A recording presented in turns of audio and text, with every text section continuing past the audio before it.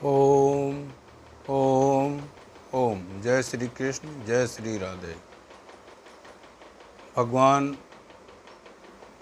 संसार की रचना, जो जगत की रचना है, वो प्रकृति को लेकर करते हैं।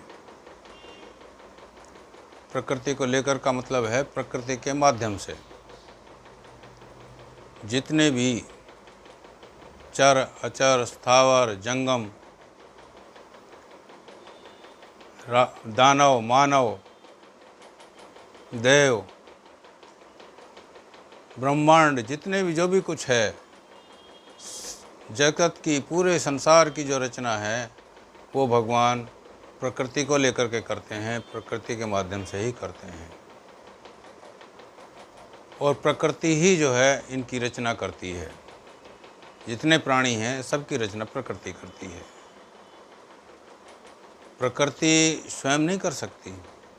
प्रकृति में इतनी क्षमता नहीं है कि वो जो है ना जगत का जो है रचना कर सके या प्राणियों को जो है रचना कर सके। तो प्रकृति के अंदर इतनी क्षमता नहीं है। ये क्षमता जो है ना ये भगवान की दी हुई है और भगवान की शक्ति से जो है प्रकृति ये रचना करती है। भगवान शक्तिमान है और प्रकृति जो है उनकी शक्ति है, और उसी शक्ति के माध्यम से जो है प्रकृति की रचना, प्रकृति जगत की रचना, संसार की रचना करती है। वैसे समझिए जैसे बहुत सारे उपकरण हैं, टीवी है, फ्रिज है, गीजर है, हीटर है, रेल है और बहुत से वाहन हैं। मतलब जितना भी जो ये उपकरण वगैरह जो बने हुए हैं, ये यंत्र बने हुए हैं, ये बगैर बिजली के कार्य नहीं करते।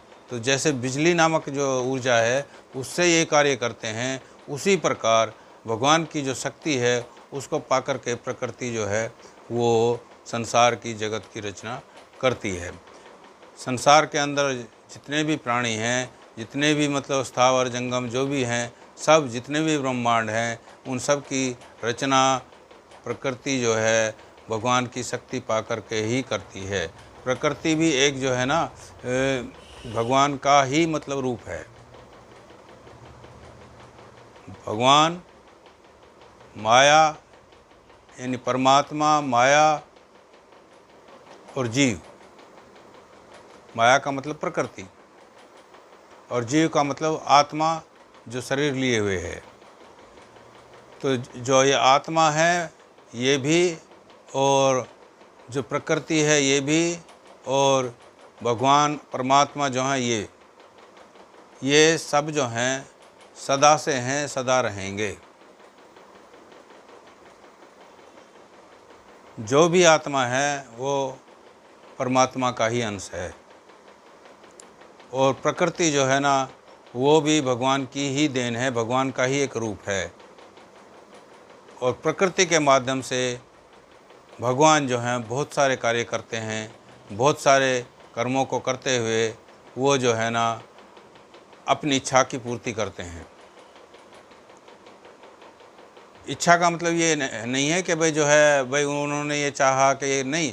वो क्या है कि जब मनुष्य जैसे कर्म करता है तो कर्मों के हिसाब से वो महाप्रलय के अंदर जो है ना प्रकृति के अंदर जा कर के फिर प्रकृति जो है ना भगवान में, परमात्मा में जो है समा जाती है।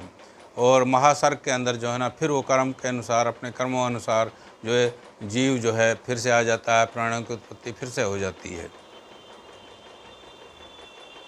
तो प्रकृति जो है वो एक कार्य करने की जो है ना माध्यम है भगवान का, जो सदा से है और रहेगी।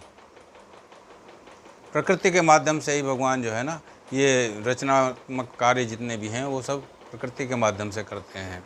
तो हमारा कहने का तात्पर्य ये है कि प्रकृति जो है वो जितने भी प्राणी हैं उनकी रचना भगवान की शक्ति पा करके करती है। और भगवान शक्तिमान है और प्रकृति शक्ति है, और यदि ऊर्जा ना हो तो कोई यंत्र कार्य करने में सक्षम नहीं है।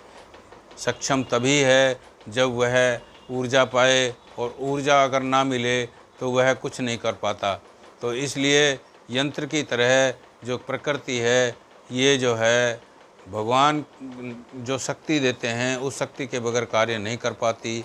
तो हम जो है ये गीता में भी जो है श्लोक में कहा गया है, गीता के अंदर भी आया हुआ है कि भगवान जो है ना वो प्रकृति की रचना, संसार की रचना जो है ना प्रकृति को लेकर करते हैं, यानी प्रकृति के माध्यम से करते हैं।